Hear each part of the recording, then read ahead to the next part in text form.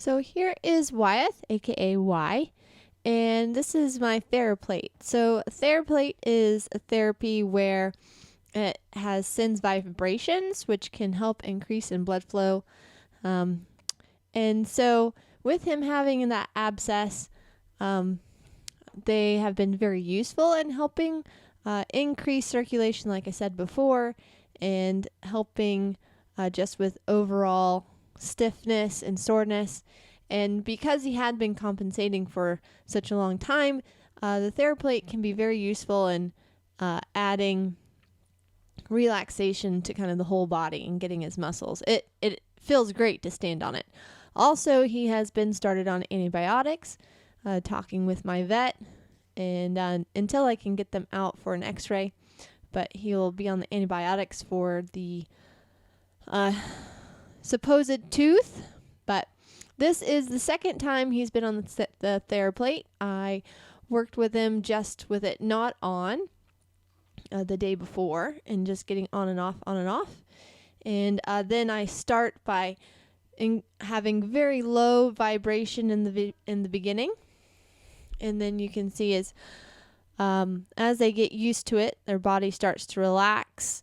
Oftentimes they start licking and chewing and taking a deep breath. I have a couple of horses in my barn that will just go and stand on it by themselves. So we're just letting him hang out here.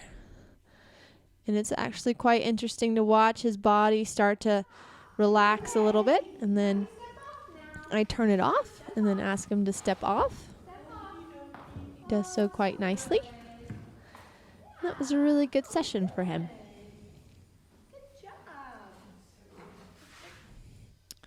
So now this is why on July 1st, and I always get sucked in. I go to clean his paddock, and then I want to play with him first. So that's why there's always kind of sometimes manure in the middle. It does get cleaned, but he's pretty fun to play with in the morning. So this is quite a difference from Eton. So Y has kind of figured out how to come to me, which is fun. He has a fair amount of draw. And again, he is a completely different type of horse. He is more so not aggressive, but he has those tendencies to go towards something that he's unsure of. And I kind of use that to my advantage. So just working a little bit with our following. And then giving him a second to think about it. Give him a nice rub.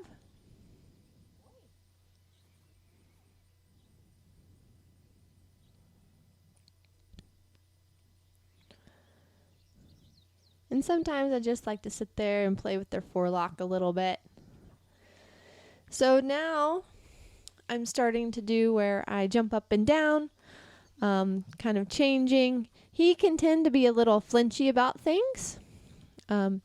So oftentimes I tend to trip or stumble, and this is also good to teach the horse that they can be in control. So what I'm going to do is I'm going to jump up and down until he kind of, stops moving his feet, or he drops his neck, or he gives me some indicator of relaxation of some type. So that's when I will stop. And so he can start to learn that he can kind of control me, per se. So he's standing here kind of looking at me, but he's still kind of bowed up in the neck a little bit. Sometimes it's hard to see. I'm watching his shadow, but it can be a feel. So that was really nice, so I stopped. And this is all prep for, when there are kids running around, or again, if you trip and stumble and fall next to your horse. I want my horse to be able to realize, it's not a big deal. They do that all the time. And that relaxation is kind of the go-to for them to control me. That's the idea anyways. So I'm just waiting for him to. He followed me, but I wanted a little bit more.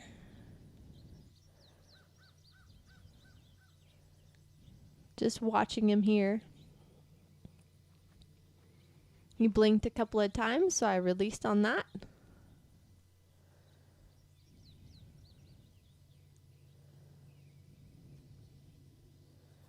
And then just giving him a second here.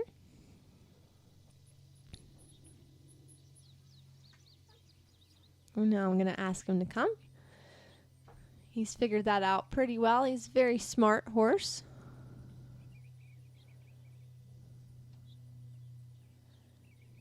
Just give him a nice rub there. So that kind of sent him to run away, but that's all right. I'm just going to keep going until he comes back to me. So now after I did that little exercise for a little bit, I'm just going to go back into just standing and getting him to relax a little bit. So he has a bit of a bubble right here. And just waiting for him to just soften just a little. And there he took a deep breath. So I'm going to reward that.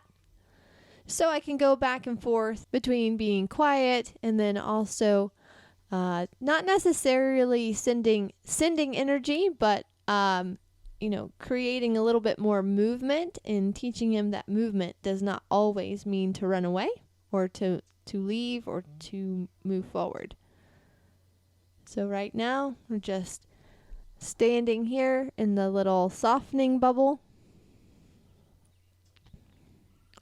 And I'm just waiting for a soft lick and chew. That was nice.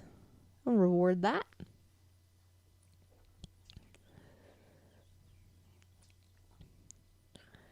And that was really good. Just like giving him the time and the space.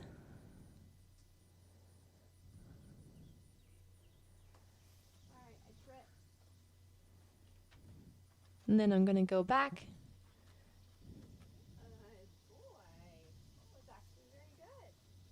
Playing with the control. That was actually really nice.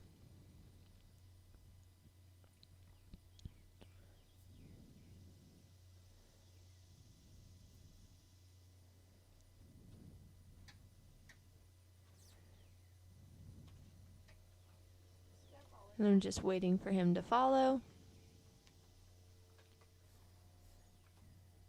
And that was really nice. Now working on my jumping jacks again. Again, you have to be careful that with the Mustang sometimes, especially with him in the beginning, I wanted to make sure I did everything nice and quiet and slow. I didn't want to spook him. I didn't want him to hurt himself.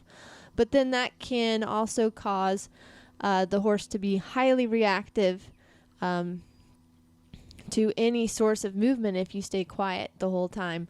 So what I have found in my experience with them is if I do this type of work, the jumping up and down, it kind of preps them for any type of added pressure per se, or if I trip and fall down, or if I have to touch my face or do a funny movement, or again, like if you have kids around or preparing for a show environment, people do all kinds of funny things with movement. So teaching my horse that they can be in control of themselves, I find is very handy. So kind of working on getting him to think like he is controlling me and thus being in control of the environment for him. So kind of, it's an interesting theory. I like playing with it. And sometimes on the video, like it can be a feel that I'm feeling in the energy where I release to it. And there he gave a lick and chew before he had to get the bug. And then we come back to the shade a little bit here for the reward.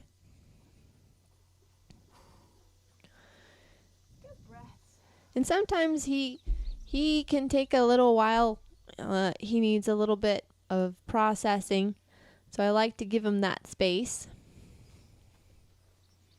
So now I'm going back, changing it up a little bit, playing with the flag that he has been introduced to,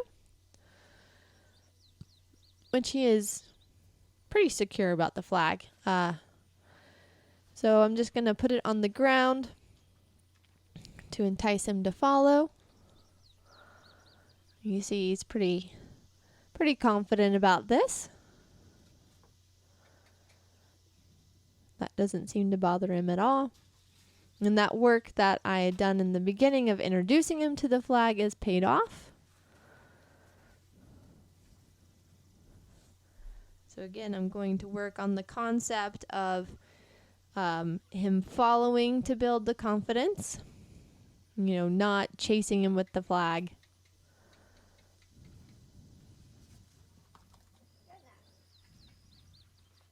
And I really like his energy. His head's getting lower. He's starting to relax more. So while he was in that nice frame of mind, I went to just rubbing that flag over his body, just getting him used to the touch and the feels. Again, it's a good prep tool for, he is going to have some x-rays done.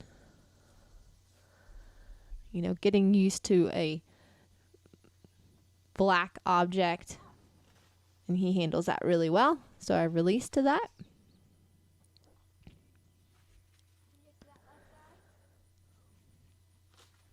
So now I'm going to increase the noise of it, and he responded well to that. So I only did it twice and then released.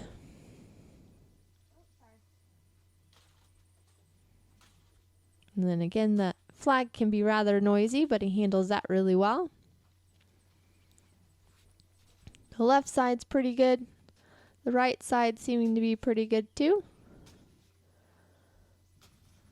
And that was really good. So I'm going to release to that. And give him a minute just to think about that.